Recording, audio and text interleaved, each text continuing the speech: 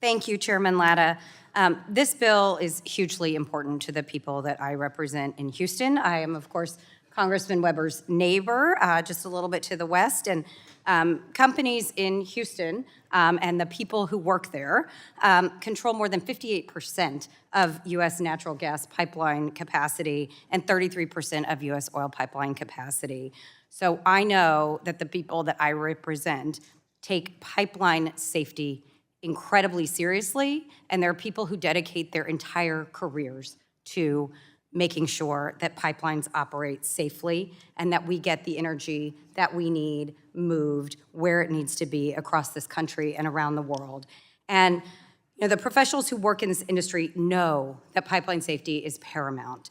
And the safety for our communities has to remain a priority as the demand for energy grows, which we talk about on this subcommittee all the time, and we need to be able to build the infrastructure to deliver it.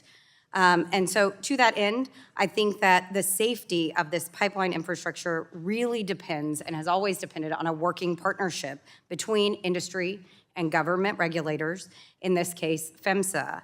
And unfortunately, in the last year and a half, as we have seen across the Trump administration, the president's cuts and chaotic deregulatory push have left PHMSA struggling to fulfill its statutory obligations and to do the work that we need PHMSA to do. We as citizens need it. The companies that are operating these pipelines need it. But since the beginning of this administration, more than half of PHMSA's senior leadership has departed. And several major rulemakings were abandoned in response to the president's memorandum on the regulatory freeze pending review. I'm also hearing from folks in the energy industry that PHMSA just lacks the resources for proper training and isn't prepared to meet the challenges of growing demand for pipelines to meet our energy needs. And so I too am happy with the progress that has been made and that's reflected in this draft. As I said, this is hugely important for the people I represent to get this over the finish line. I do believe there's more work to be done to make sure that PHMSA has adequate resources now and in the future. And I also agree with Chairman Pallone that as important as it is, I agree with Chairman Guthrie too, I'm sorry, Ranking Member Pallone, Chairman Guthrie, I do believe it's important to get this right. And I am concerned about language that would give too much discretion to the Department of Justice in this administration in interpreting and challenging people in their right to protest. We've certainly seen they're arresting people that are looking at the reflecting pool.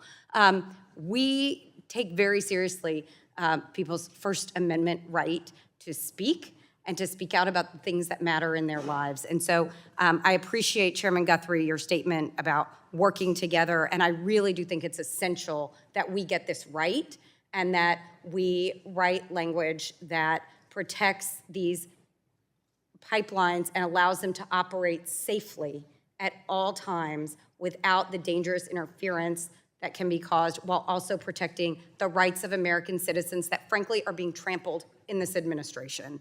So in addition to that, I just want to add, we do need PHMSA to be forward-looking to ensure pipeline safety innovation meets the challenges of tomorrow, and that's why in the last PHMSA reauthorization, I worked on a technology pilot program.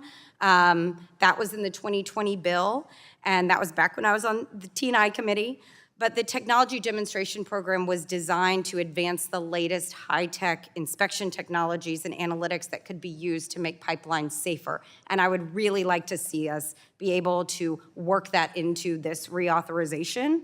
It was a bipartisan program, and it's included in the Senate PHMSA reauthorization. So I'm very hopeful that in addition to the work that we're doing to address the real concerns that are laid out here, that we can include that so that we can do everything we can to ensure that we can continue to operate and build the pipelines that we need for the things that we want across this country in a way that is safe and consistent with the safety of our communities across the country. So I thank you, Mr. Chairman, for that, and I yield back.